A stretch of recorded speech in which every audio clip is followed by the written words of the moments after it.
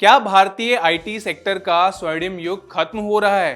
क्या कोडिंग की डिग्री अब एक सुरक्षित भविष्य की गारंटी नहीं रही? 12 मई 2026 ये वो तारीख है जिसने भारत के 250 अरब डॉलर के आईटी सर्विस सेक्टर की नींव हिलाकर रख दी। सिर्फ एक खबर और कुछ ही घंटों में सेंसेक्स का आईटी इंडेक्स 4% तक धड़ाम से गिर गया। निवेशकों के अरबों रुपए डूब गए। वजह चैट जीपीटी बनाने वाली कंपनी ओपन एआई का एक नया और खतरनाक कदम। नमस्कार दोस्तों, आज के इस वीडियो में हम बात करेंगे टेक जगत में आए इस नए भूचाल के बारे में। आखिर ओपन एआई की ये नई डिप्लॉयमेंट कंपनी क्या बला है, इससे टीसीएस, इन्फोसिस और विप्रो जैसी हमारी दिग्गज आईटी कंपनियों का बिजनेस मॉडल कैसे खतरे में है, और सबसे बड़ा सवाल, लाखों टेक कर्मचारियों और फ्रेशर्स की नौकरियों का अब क्या होगा। वीडियो को अंत तक जरूर देखिएगा क्योंकि ये हर स्टूडेंट और आईटी प्रोफेशनल के लिए एक रेड अलर्ट है। अब तक हम ओपन एआई को सिर्फ एक रिसर्च कंपनी मानते थे जो अपना एआई जैसे कि चैट जीपीटी अन्य कंपनियों को बेचती थी, लेकिन अब ओपन एआई ने अपनी डिप्लॉयमेंट कंपनी लॉन्च कर दी है। इसका सीधा सा मतलब है मिडिल मैन की छुट्टी।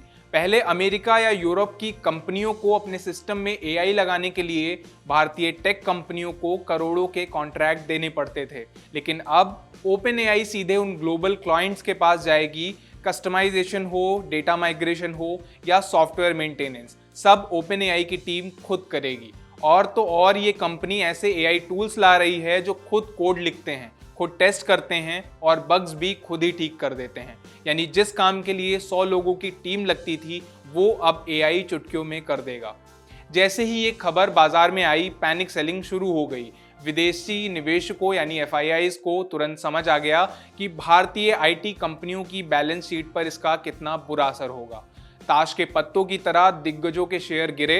ब्लूमबर्ग जैसी ग्लोबल मीडिया ने इसे भारतीय वेंडर्स के लिए रेड अलर्ट बता दिया। निवेशकों को डर है कि भारतीय क्लाइंट्स अब भारतीय वेंडर्स को छोड़कर सीधे ओपन एआई की डिप्लॉयमेंट सेवाओं की ओर चले जाएंगे। भारत में आईटी सेक्टर सबसे ज्यादा रोजगार देता है, लेकिन अब इस पर एक बड़ा खतरा मंडरा रहा है। पहला, एंट्री लेवल जॉब्स पर संकट। जो फ्रेशर्स इंजीनियरिंग करके निकलते हैं उनका मुख्य काम बेसिक कोडिंग, टेस्टिंग और सपोर्ट होता है। अब एआई ये काम कुछ ही सेकंड्स में कर लेगा। दूसरा, हायरिंग फ्रीज और छटनी। एक्सपर्ट मान रहे हैं कि अगले 1-2 सालों में कैंपस प्लेसमेंट में 40% से 50% तक ऐतिहासिक गिरावट देखने को मिल सकती है।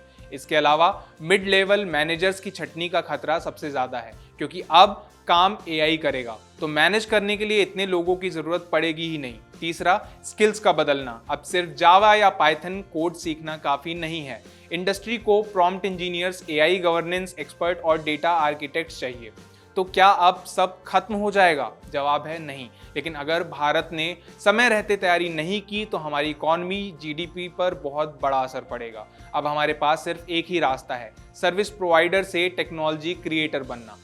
हमें सिर्फ दूसरों का सस्ता काम करने यानी कि लेबर आर्बिट्रेज पर निर्भर रहने के बजाय खुद के एआई मॉडल और पेटेंट बनाने होंगे। इसके साथ ही हमारी शिक्षा प्रणाली में क्रांति लानी होगी। इंजीनियरिंग का पुराना सिलेबस अब किसी काम का नहीं। हमें स्कूल लेवल से ही एआई और मशीन लर्निंग पढ़ानी होगी ताकि हमारी आने वाली जनरेशन एआई का सिर्फ इस्तेमाल ना करे बल्कि उसे कंट्रोल करे। आने वाले 3 से 5 साल भारतीय आईटी सेक्टर के लिए एक बहुत बड़ा ट्रांजिशन पीरियड होने वाले हैं। एआई एक खतरा नहीं बल्कि एक टूल है। जो इसे चलाना सीखेगा वो आगे बढ़ेगा और जो नहीं सीखेगा वो रिप्लेस कर दिया जाएगा। आपकी इस बारे में क्या राय है?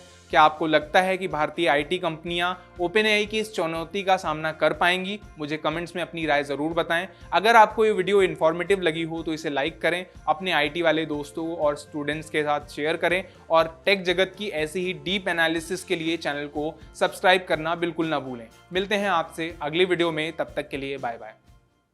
आपके राज्य की खबरें, आपके शहर की खबरें सबसे पहले जानने के लिए देखते रहें अमर उजाला। चैनल को सब्सक्राइब जरूर कर लें और पाएं हर अपडेट।